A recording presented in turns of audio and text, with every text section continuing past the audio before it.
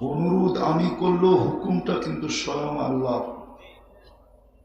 আল্লাহ কোরআনে বলেন, ইদা কুরিয়াল কোরআন ফাস্তামিউ, যখন কোরআন ডাইরেক্ট শোনো অথবা কোরআনই কথা শোনো তো পরিপূর্ণ মনোযোগ দিয়ে শোনো।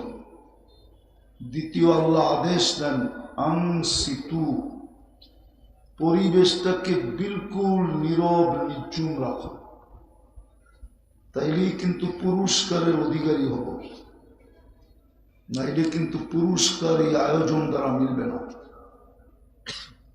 আয়োজন শেষ হয়ে যাবে, পরিশ্রম সবকিছু শেষ হয়ে যাবে, কিন্তু কিছু মিলবে না। এই জন্য হাত জোর অনুরোধ, আপনি দুই শব্দ শোনেন কোনো আপত্তি নেই, কিন্তু যতটুক শুনবো মনোযোগ দিয়ে শুনবো। আদেশটা কিন্তু আল্লাহ। ভালো মতে মনে রাখি যে আদেশটা কার, এটার গুরুত্ব কত, তাইলে কিন্তু আমি মনোযোগ দিতে পারবো। কথাও লম্বা হবে না। একটা জিনিস চিন্তা করা আমাদের উচিত, চিন্তা করা উচিত। মানুষ সৃষ্টির সেরা কেন? কিন্তু যুক্তি তো বলে না মানুষ সৃষ্টির সেরা হোক। কেননা মানুষের অস্তিত্ব যদি দেখি তাহলে মানুষের অস্তিত্ব হলো মনোযোগ। মনোযোগ মনোযোগ না দেখেন অসুবিধা নাই, মনোযোগ। কোরআন দেখতে বলে নাই, মনোযোগ দিতে বলছে। দেখতে বলে নাই, আল্লাহর কাছে দেখার শব্দ আছে। যুক্তি বলে মানুষ সৃষ্টির সেরা হওয়ার কথা না, কেননা মানুষ তো বিদ্যুটে দুর্গন্ধময় পানির থিকা, ফেরেশতা তো নূরের থিকা। উচিত তো ছিল ফেরেশতা সৃষ্টির সেরা হওয়া। বলুক দুনিয়া, মানুষ তো বিদ্যুটে দুর্গন্ধময় পানির থিকা, মিম্মা ইম্মাহিন। কোরআন বলে সবচেয়ে নিকৃষ্ট পানির থেকে তৈরি, কিন্তু এটা সৃষ্টির সেরা হলো কেন? একটু ভাবেন, বিবেকের পর্দা করবে, নাইলে জীবনটা কেটে যাবে। মাটির তৈরি, মাটি হয়ে যাব না। মাটি হয়ে গেলে তো কোনো কথাই ছিল না। যদিও লাশটা কবরে রাখার সময় বলে মিনহা খালাকনাকুম ওয়া ফিহা নুঈদুকুম, এটার থেকে তোমার অস্তিত্ব, আবার এখানেই ফিরে দেয়া গেলাম। কিন্তু শেষে একটা শব্দ বলে মিনহা নুখরিজুকুম তারাতান উখরা, আবার তোমাকে এটার থেকে উঠানো হবে।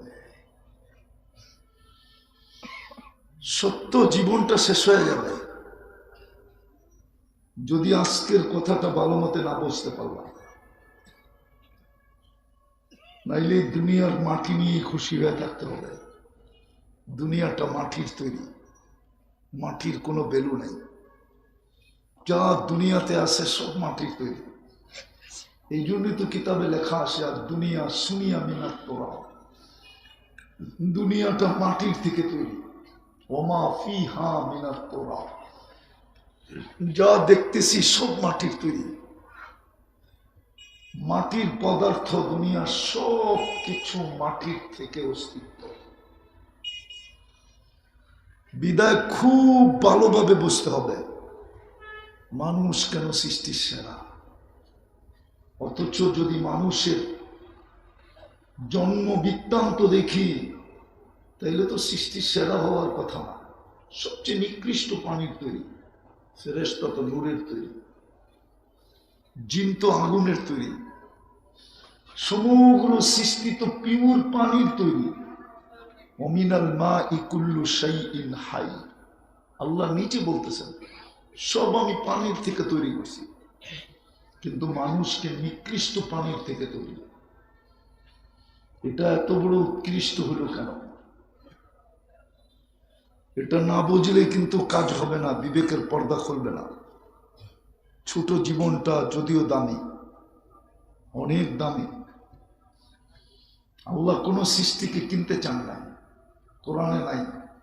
ফেরেশতাকেও কিনতে চান না। শুধু কিনতে না, ফেরেশতাকে আল্লাহ কিনতে চান না, আমাদেরকে কিনতে চাইছেন। ইন্নাল্লাহ হাশতারা, আল্লাহ আমাদেরকে কিনতে চান, কাগজ দিয়া না।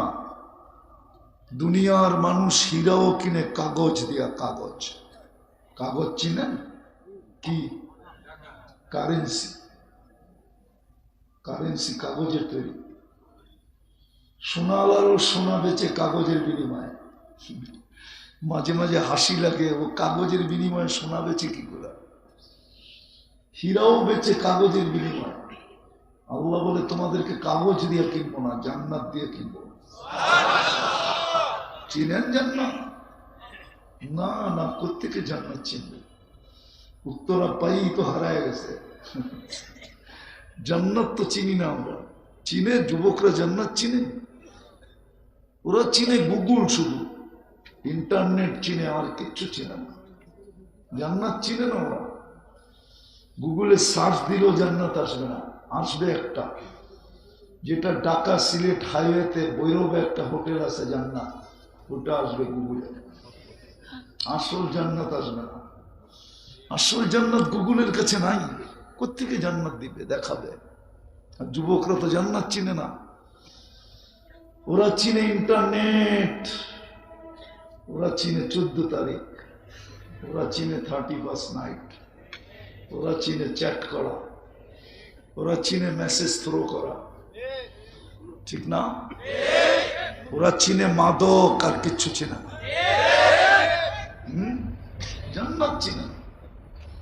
আমার জাতীয় জান্নাত চিনে না। আজকে মুসলমানই জান্নাত চিনে না। হায় হায়, মুসলমান যদি জান্নাত চিনত, মুসলমান যদি জান্নাত চিনত, তাহলে বারবার হলুদ কার্ড দেখানোর পরেও মসজিদ খালি থাকতো না। আল্লাহ কিন্তু বারবার হলুদ কার্ড দেখাইতেছেন। গ্রিন কার্ড দিয়া তো আমাদেরকে জন্ম দিছেন। আজকে সকালে হলুদ কার্ড দেখাইছেন। এটা হলুদ কার্ড, লাল কার্ড এখনো আসে না। আল্লাহ চায় না যে আমি লাল কার্ড দেখাই। কোরআন এটাই বলে, লিউযীকাহুম বাদাল্লাযী আমিলু লাআল্লাহুম ইয়ারজিউন। আল্লাহ বলে হলুদ কার্ড দেখাইতেছি, যদি ফিরে আসো। কিন্তু মুসল্লি তো একজনও আজকেও বাড়ে নাই মসজিদে। বাড়ছে নাকি? হ্যাঁ, মসজিদ তো মুসল্লি বাড়তেছে না। হলুদ কার্ড তো ঢাকা আলাদেরকে দেখাইতেছে, সারা বাংলাদেশকে দেখাইতেছে। নইলে গত বৃহস্পতিবার, আজকে বৃহস্পতিবার, দোনো বৃহস্পতিবারে ভূমিকম্প। শুক্র শনি রবি টানা 3 দিন ভূমিকম্প। কেন? জমিন হেলে কেন? জমিনের ভারসাম্যতা নষ্ট হইতেছে কেন? আরে আমাকে যুক্তি দিয়া বোঝান, কোরআন হাদিস দরকার নাই। কেন জমিনের ভারসাম্যতা নষ্ট হয়ে যেতেছে? প্লেট তো আমরা বিছাই নাই, প্লেট তো আল্লাহ বিছাইছে। এটা তো 2-10 বছর আগে বিছায় নাই, 2-4 হাজার কোটি বছর আগে বিছাইছে।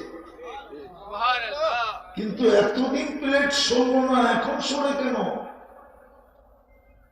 আমাকে যুক্তি দিয়ে বুঝান, প্রমাণের দরকার নেই। তো যেটা বুঝাইতেছিলাম, আমি সৃষ্টির সেরা কেন? যুক্তি তো বলে না আমি সৃষ্টির সেরা। যুক্তি তো বলে নূরের তৈরি যেটা এটা সেরা হবে। যুক্তি তো বলে আগুনের তৈরি যেটা সেটা সেরা হবে। যুক্তি বলে পিওর পানির তৈরি যেটা সেটা সেরা হবে। আমি কেন বিদ্যুটে দুর্গন্ধময় পানির তৈরি এটা সেরা হবে? শ্রেষ্ঠত্বের মুকুট কেন আমার মাথায় হবে? আল্লাহ শ্রেষ্ঠত্বের মুকুটটা কেন আমার মাথায় দিলেন? শুধু এখানেই শেষ না, 24 ঘন্টা আমাকে সেবা কেন দিবেন? কোন সৃষ্টিকে আল্লাহ সেবা দেন না, 24 ঘন্টাই মানুষকে সেবা দেয়। কোন সৃষ্টিকে যদি সেবা দেন, এটা মানুষের কারণে দেন, মেলে দিতেন না। সত্য এটাই। একজনের কারণেই 2000কে খাওয়ানো হয়। জামাই কয়জন? খাওয়াইতেছে কয়জনকে? একজনের জন্য 2000, বলে জামাইয়ের কারণেই 2000। সবাইকে খাওয়াইতেছেন শুধু মানুষের কারণে, সেবা উদ্দেশ্য মানুষের। এগুলো মানুষকে সেবা দেয়। চলেন একটু খুলা শোনাই, রাত গভীর হয়ে গেছে, লম্বাও করতে চাইতেছি না। ফেরেশতারা আল্লাহ যখন জিজ্ঞাসা করছিলেন আমি প্রতিনিধি বানাইতে চাই, ইন্নী জাইলুন ফিল আরদি খলিফা, ফেরেশতারা সত্যটাকে উন্মোচিত করে দিয়েছিল। ওটা কোরআনে আছে, আতাজালু ফিহা মান ইউফসিদু ফিহা ওয়া ইয়াসফিকুদ দিমা। কেন বানাবেন? জমিনে রক্তে রঞ্জিত করবে, ফিতনার ফাসাদ করবে, লড়বে, যারা লড়বে আপোষে লড়তে থাকবে, লড়তে, ভাই ভাই লড়বে, বাবা সন্তান লড়বে। কেন বানাবেন? কিন্তু আল্লাহ বানায় ফেলছেন। ফেরেশতাদের অভিমত ছিল ফাজআল্লাহুমুদ দুনিয়া, অনুরোধ ছিল দুনিয়া এদেরকে দিয়ে দেয়। আল্লাহ বলে আগে আরেকটা তো আছে, ওটা কি করবো? ওয়াজআলনাল আখিরা, আমাদেরকে আখিরাত দিয়ে দেয়। আল্লাহ প্রতি উত্তরে বলছিলেন উফাদ্দিলুকুম আলা মান খালাকতু বিয়াদিয়া, আমি তোমাদেরকে শ্রেষ্ঠত্ব দিব ওদের উপরে যাদেরকে আমি দস্তে কুদরত দিয়ে তৈরি করছি। নিষ্কৃষ্ট পানির হইলে কি হবে? এটা তো আমার হাতের ছোঁয়া, তোমরা তো আমার হুকুমের ছোঁয়া। সব তো 2 অক্ষর দিয়ে তৈরি করছি, কোন ফাকান হইতে বলছি, হয়ে গেছে। সব তো 2 অক্ষরের তৈরি, এটা তো কুদরতি হাতের তৈরি। 6 দিনে কমপ্লিট করছি, তড়ি গড়ি ঘুরা, দ্রুত গতিতে 6 দিনে সব কমপ্লিট। এটাকে তো 10 মাস লাগায় তৈরি করছি। আউফাদ্দিলুহু আলা মান খালাকতু বিয়াদিয়া, কুদরতি হাত দিয়ে যেটাকে তৈরি করছি ওটার উপরে তোমাদেরকে শ্রেষ্ঠত্ব দিব। বলছে আল্লাহ এটা তো আমাদের অভিমত, সিদ্ধান্ত কি? বলছে জাআলতু লাহুমুদ দুনিয়া ওয়াল আখিরা, আমি মানুষকে দুনিয়াও দিলাম আখিরাতও দিলাম। আবার জিজ্ঞাসা করছে আমরা কি করব? আল্লাহ বলছে আনতুম তাবউন লাহুম, তোমরা মানুষের অধীন সেবা করবে, সেবা। প্রশ্ন ছিল এই মানুষটা সৃষ্টি সেরা কেন? এটাকে এত সেবা কেন? 24 ঘন্টা সেবা দেন কেন? মনে হয় সেবা দেন না, ঠিক না? দেন? অনুভূতি আছে? তাহলে ডেলি কয়বার আলহামদুলিল্লাহ বলেন দেখি? একজন আছে এখানে পুরো মজমা যে ডেলি 100 বার এটা ভাইবা আলহামদুলিল্লাহ বলে? 2-4 জন হবে, সবাই তো না। একজন যুবক তো হবে না, যৌবনের দিকে তাকায় বলে আলহামদুলিল্লাহ। আল্লাহ আমাকে 3য় লিঙ্গ বানান নাই, আল্লাহ আমাকে যৌবন দিয়ে সাজাইছেন। কোরআন তো বলে আম্মা বিনিআমাতি রাব্বিকা ফাহাদ্দিস, আল্লাহর নিয়ামতকে নিয়ে একটু ভাবনা। কোরআন তো বলে ইন্না ফি খালকিস সামাওয়াতি ওয়াল আরদি ওয়াক্তিলাফিল লাইলি ওয়ান নাহার লাআয়াতিল লিউলিল আলবাব আল্লাযীনা ইয়াযকুরুনাল্লাহা কিয়ামান ওয়া কুউদান ওয়া আলা জুনুবিহিম ওয়া ইয়াতাফাক্কারুনা ফি খালকিস সামাওয়াতি ওয়াল আরদ রব্বানা মা খালাকতা হাযা বাতিলা সুবহানাকা ফাকিনা আযাবান নার। কোরআন তো হুকুম দিছিল ফি আনফুসিকুম আফালা তুবসিরুন, তুই কি একটু সময় হয় না নিজেকে নিয়ে একটু ভাববি, নিজেকে একটু দেখবি, নিজেকে একটু বিশ্লেষণ করবি? তোর কি একটু সুযোগ হয় না যে নিজেকে নিয়ে একটু ভাব? অফি আনফুসিকুম আফালা তুবসিরুন। আল্লাহ বলে 24 ঘন্টা তোকে সেবা দে, শুধু সেবা না সুরক্ষা দে। কসম খোদা, কসম খোদা, যদি সুরক্ষা না দিতেন, আমি শেষ হাদিসের শেষ শব্দ বলতেছি, কোন সৃষ্টি নাই যেটা আল্লাহকে না বলে আল্লাহ অনুমতি দেন না ওদেরকে শেষ করি। আল্লাহ প্রতি উত্তরে বলে ইনকানা আবদুকুম ফাশানুকুম বি, বন্দা যদি তোমাদের হয় তো যার যা মনে চায় করতে পারো। ইনকানা আবদি, যদি বন্দা আমার হয় খবরদার যদি চোখ উঠাইয়া দেখলাম। ইন আতানি লাইলান কাবিলতু, রাত্রে যদি ফিরে আসে সারা দিন কি করলো আমি দেখবো না, আমি বুকে জড়ায় নিব। ইন আতানি নাহারান কাবিলতু, রাতের অন্ধকারে সারা রাত্র কি করলো, কত গুনাহ করলো, কত বড় করলো, আমি তাকায় দেখবো না, আমি বুকে জড়ায় নিব। ওমান আযমু মিন্নি জুহদাম ওয়া কারামা, আমার চেয়ে বড় দাতা কেউ নাই। নাইলে আল্লাহ তো আল্লাহ, গড ইজ গড, আল্লাহই আল্লাহ, আল্লাহই আল্লাহ।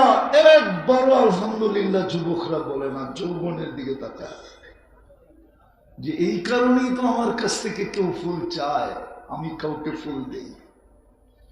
নাইলে রাগ হয় না, আমার সমাজে সমাজ সেবকের অভাব নাই। পোস্টার দেখলে বোঝা যায় আমার সমাজে কত সমাজ সেবক আছে।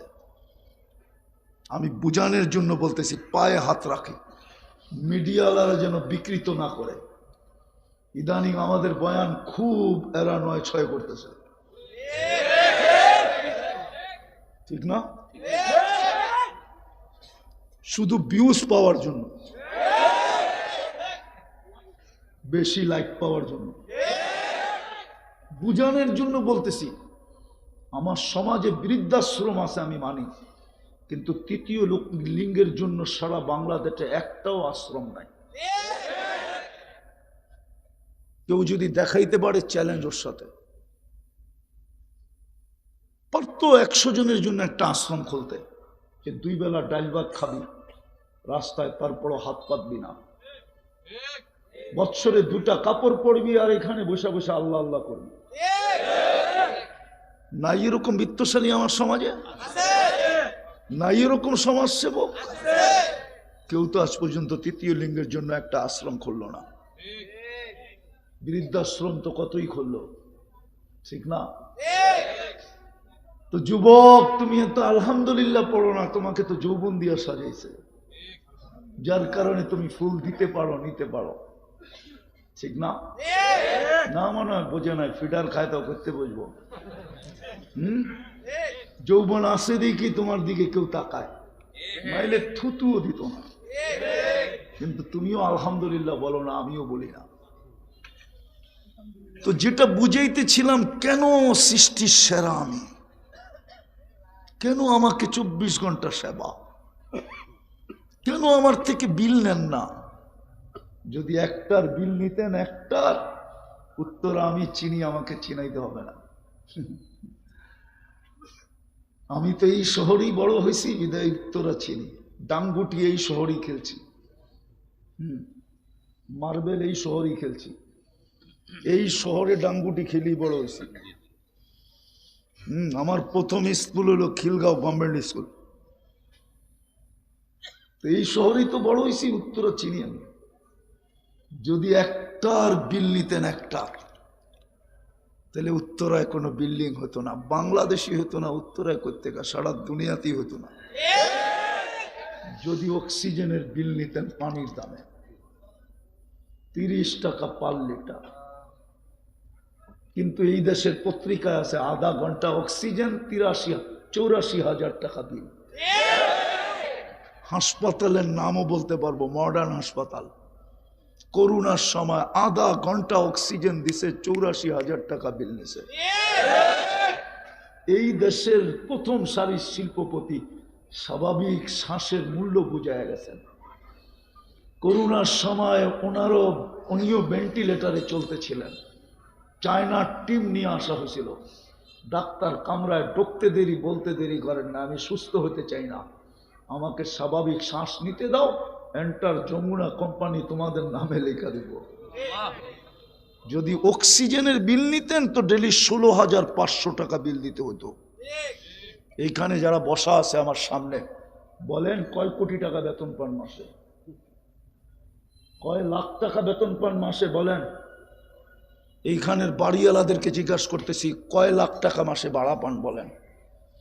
মাসে তো একজনের বিল আসতো 4,95,000 টাকা।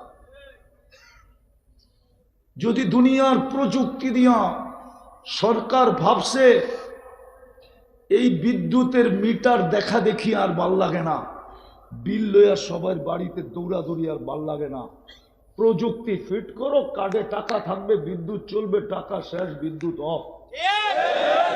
তাহলে এই প্রযুক্তিকে আল্লাহ ফিট করতে পারতেন না?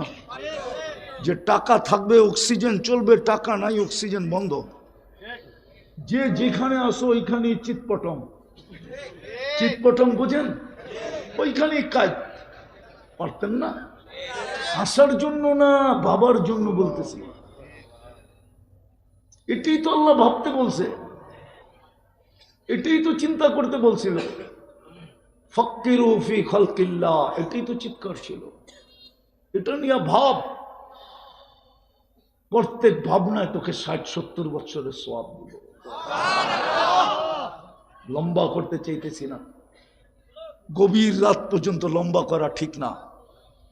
ফজরের নামাজও পড়তে হবে। ফজরের নামাজ, এই উম্মত তো জানি না ফজরের নামাজ কি। তাইলে তো ওই ব্যক্তি যার ফজরের নামাজ ছুটা যাবে ভয় হইতো, ও ফজরের নামাজ ব্যতীত ঘুমাইতো না। হ্যাঁ হ্যাঁ হ্যাঁ, ফজরের নামাজ তো জান্নাতের টিকেট। ফজরের নামাজ তো ফেরেশতাদের সাক্ষী। দুই সময় শিফট পরিবর্তন হয়, ফজর এবং আসরে। যারা ফজরে চলে যায় আকাশে, আল্লাহ জিজ্ঞেস করে, বুখারী শরীফে আছে, বুখারী শরীফে, আমি একটু শব্দের এদিক ওদিক করে বলতেছি, কিন্তু এই কথাটা এইভাবেই লেখা আছে। আল্লাহ জিজ্ঞেস করে, কাইফা তারাকতুম ইবাদি ইদা তারাকতুম, যখন ছেড়ে আসতেছিল আমার বান্দাদেরকে কি অবস্থায় দেখলে? তো ফেরেশতারা বলে, আতাইতুহুম ইউসাল্লুন তারাকতুহুম ইউসাল্লুন, যখন ছেড়ে আসতেছিলাম তো ফজরের নামাজ পড়তেছিল, আর যখন গেছিলাম আসরে তখনও দেখছি নামাজ পড়ে। তা আল্লাহ বলে, পুরাটা সময় নামাজ লেখো। ফজর থেকে আছর নামাজ, আছর থেকে ফজর নামাজ। হায় হায় হায় হায় হায়, কসম খুদা, কুরআন তো বলে, ইন্না কুরআন আল ফজরি কানা মাশহুদা। ফজরের নামাজ তো আপনার জন্য বডিগার্ড বানাইছিল আল্লাহ। আখিরাতের সমস্ত গাটিতে এই উম্মতের সাথে সাথে থাকবে। সমস্যা আসবে তো প্রতিরোধও করবে, প্রতিবাদও করবে। জান্নাতের গেটে পৌঁছে তারপরে ক্ষান্ত হবে, এর আগে ক্ষান্ত হবে না। অথচ ফজরে তো সবচেয়ে কম মুসল্লি। আল্লাহ রসুল তো বলছে, লাউ ইয়ালাম উম্মতি মা ফিল ফজরি লা আতাউহু হাবওয়ান। আরেকটু বলছে, লাউ ইয়ালাম উম্মতি মা ফিল আতামাতি ওয়া ফিস সুবহি। ফজরের নামাজে আর এশার নামাজে কি রাখা আছে, আমার উম্মত যদি জানতো তো হামাগুড়ি দিয়ে আসতো। কিন্তু ফজরে তো সবচেয়ে কম নামাজ। যাক, যেটা বুঝাইতেছিলাম, কেন মানুষ সৃষ্টির সেরা, কেন সবচেয়ে বড় সেবা, কেন 24 ঘন্টা সুরক্ষা। কোন সৃষ্টি তো আমাদেরকে টিকা থাকতে দিতে চায় না, হাদিসে আছে। কিন্তু আল্লাহর জবাবও শুনে দিলাম। আল্লাহ বলে, খবরদার যদি চোখ উঠায় দেখলি, ওমান আদম মিন্নি জুহদাম ওয়া কারামা, আমার চেয়ে বড় দাতা নাই। শুধু একটা কারণে, শুধু একটা কারণে,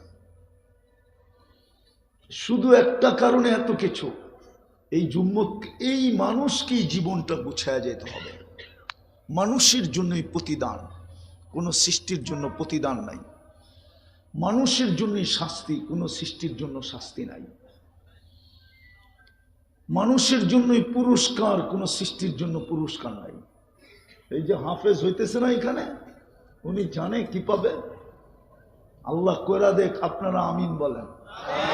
হ্যাঁ, এইখানেও হাফেজ আছে। হায় ঢাকা শহরে একটা লেক আছে বুঝি, খুব মশহুর, ঠিক না? চিনেন কি? ঝিল আছে, হাতির ঝিল, এটাই লেক।